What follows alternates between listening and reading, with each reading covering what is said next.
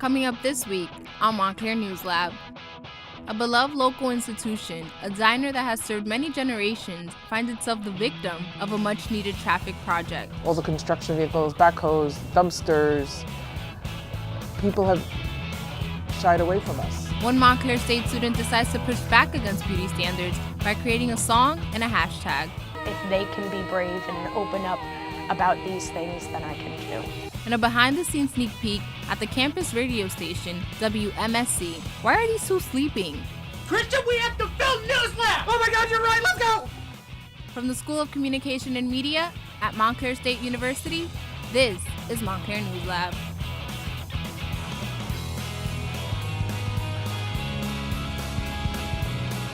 Hello, and welcome to the Montclair News Lab from the School of Communication and Media. I'm James Coffey. And I'm Shayla Baez. Each week we scour the campus, Montclair, and New Jersey to bring you the stories we'll be talking about all week. We start this week with what happened when a nearby diner and a much-needed roadwork project collide. Six Brothers Diner is a popular place for MSU students and faculty to dine. Montclair News Lab reporter Mary Alex has the story. The year is 1964. Lyndon B. Johnson is president. The Beatles are topping the Billboard charts once again, and the Ford Mustang zooms onto the nation's roads.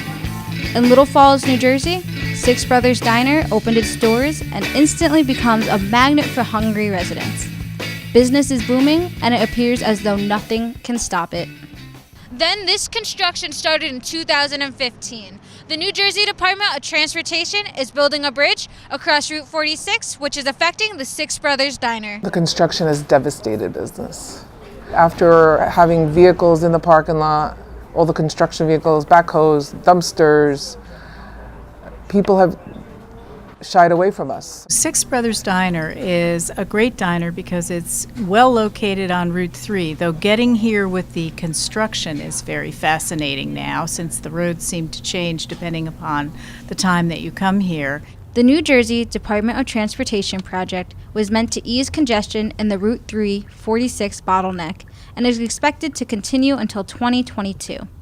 The family-owned diner is suffering with no remedy in sight. We have been left out with how the construction development occurs. We are not the property owner, so the DOT only deals with the property owner, not us. They don't have to deal with us. So that's been very hurtful. There are days when I used to come home for a week for $800, and I was down to $400. It's 50% difference, the construction is hurting us. People miss the driveway to get in. I mean, sometimes you go home with $30 after a 6, 7, 8-hour shift, and that's not going to pay a bill. The unintended consequences of a much-needed construction project is taking its toll on a local family-owned business. From Montclair News Lab, this is Mary Alex. College puts a lot of added stress on both young men and women. As social media usage continues to grow, so do unrealistic body standards. Unfortunately, women face more insecurities than men when it comes to this issue. We now meet a Montclair State student who tries to address this issue in her music. Montclair News Lab reporter Talon Loriello has the story. Breathe is an inspirational song written out of pain from Montclair student Casey Goreb. She aims to help all women eradicate their self-consciousness and body shame. So many people are just lost in this world and they feel obligated to be somebody they're not, to say things that they wouldn't necessarily instinctively say. The journey in coming out of that whole trapped feeling is really hard for a lot of people, and they need things to help them get through, which is why I wrote Breathe. Over the summer we had a class. I said, I want you to name just one thing that you love about yourself. One thing. Just say one thing you like about yourself. And the entire class just went silent. Nicole runs a private music school in Maplewood, New Jersey. After all the praise Casey received from her and the students, she decided to expand her demographic by way of social media. I posted on Instagram this message exposing what this project is, and basically, hey, submit any vulnerabilities, anything you may have been scared of before, and let's create this open community. When Casey said that she was going to start this Project Breathe, I thought, what an amazing outlet for people to just say what they feel vulnerable about. I've noticed that a lot of times in society and social media, it's kind of frowned upon to show emotion. As I saw more and more people contributing, I was like, if they can be brave and open up about these things, then I can too. Being able to submit a picture of myself was so freeing, to get like 1 million comments of people just saying, "You're beautiful, you're awesome." That's how that made a difference. And when you're kind of stuck in a fog, like with a cloud over your head, you kind of have this perception where you're like, oh, I'm the only person in the world who has to deal with this. It's always me. I'm a target. I'm a victim. It made me realize that there are so many more people who have gone through the same things as me and are still going through the same things as I am. I didn't think it would have this much of an impact. Just a simple text or a simple just, "Hi, your project really changed me," and that, honestly, it's really great, it's amazing. Do everything with love, with an honest and open heart, and with a good intention, and you can never go wrong. What started as a small music project blew up into a multi-layered movement consisting of a song, a social media presence, and a music video. This resulted in many new friendships made locally, but Casey will not stop here until she takes it viral. For Montclair News Lab, I'm Talon Lariella. With us today is Professor Harry Haynes, who is an expert on communication and gender studies. Dr. Haynes dedicates his life to educating students on gender studies. Dr. Haynes, thank you so much for joining us today. As we watched that and we listened to it, one thing that kind of stuck out to me is she said that they asked the class, name one good thing about yourself, and everyone was silent.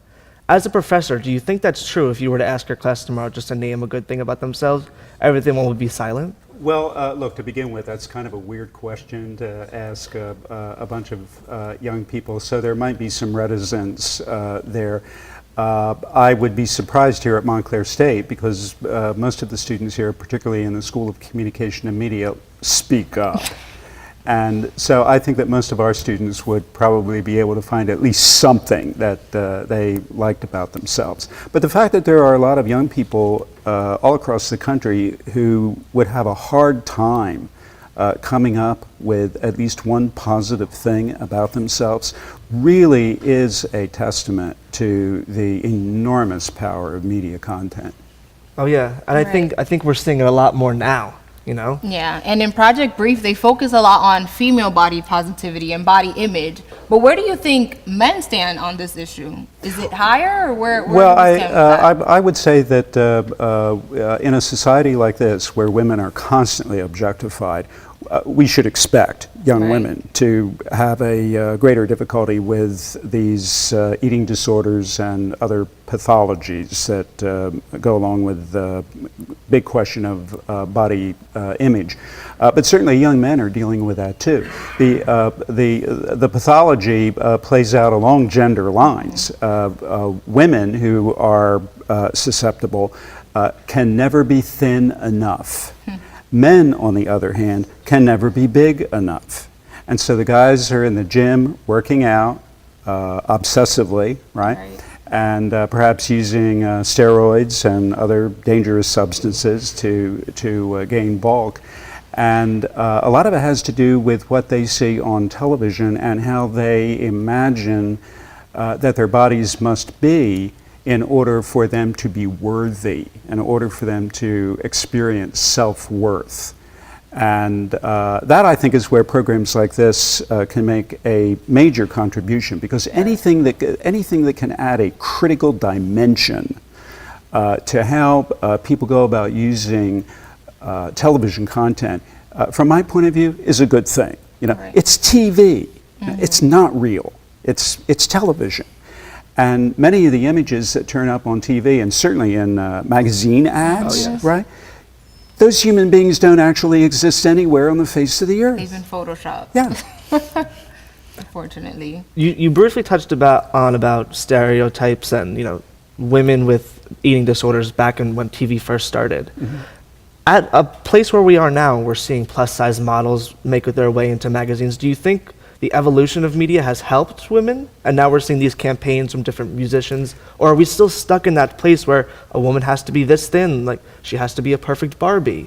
I think we're moving on. And a lot of it has to do, quite frankly, with profit making.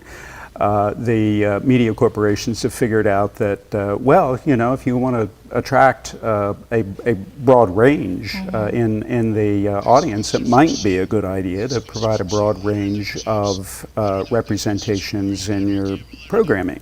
Yeah, so I think we're becoming more sophisticated about these things. And let's face it, a number of the people now who are making creative decisions in our television system are people who are not much older than you and have a different perspective on life. Many of their friends, for example, back in high school, maybe suffered with eating disorders, so they're very much aware of the power of television in this particular era. I guarantee that when I was an undergraduate student in the way back time, this issue was never discussed. Oh yeah. Shayla? Right. And we also see that social media is a big part. Everyone that's in college, or not even college, the older generation is starting to get involved with social media. But I know some people that if they don't get certain likes on pictures, or they go to social media to kind of feel like wanted or accepted. So how do you think social media affects the whole body image positivity? Because a lot of influencers post these pictures, and then as students or as just an individual, you look at this and you think, this is the way I'm supposed to look. Well, you know, I think that's a good question. In the long run, social media may actually be a more powerful element in this process than is even television. There's a lot of really good, solid research now that indicates that young adults are leaving television and making use of social media in a broader sense. So we should expect social media to be very influential in how young people go about the business of putting their identities together. And again, I think that it becomes crucial at a very early age, well before high school, for children to be introduced to the nature of social media. As we know, there's a good deal of bullying going on, much of that having to do with body shaming and you know, all kinds of pathological issues. And it seems to me that the schools can at least try to intervene in that to protect children. Well, you know, the root of this whole campaign was bullying and, you know, social media Body from a young positivity. age. But that's all the time we have today, Professor Haynes. Thank you so much for joining us. We're so Thank lucky to you. have you here with us at Montclair and to have you as a professor. Thank you. Thank you. Every week, we'll be getting updates from our friends at WMSC. We're going to check in on what appears to be an extremely tired Christian and Pat, who are currently at the radio station. And now, coming to you from the classiest radio station on the air, this is... Ah, am I famous yet? Oh, God. Pat, we have to do Morning Buzz. We're the hosts of the Morning Buzz. Christian, plenty of Morning Buzz hosts every weekday, 8 to 10. It's different every day. They'll be fine. They'll be fine without us. What about music? We have to do our Chrissy, music show. Stop. We have the best local alternatives and music. They'll be great. There's a lot. They'll be fine. Okay, good. The people can still listen to us at 90.3 on the FM dial. Yeah, and the website, WMSCradio.com. And the iHeartRadio app. Good night. Christian, we have to film News Lab! Oh my God, you're right. Let's go! Thank you for joining us here at the Montclair News Lab. I'm James Coffey. And I'm Shayla Baez. Bye. Bye.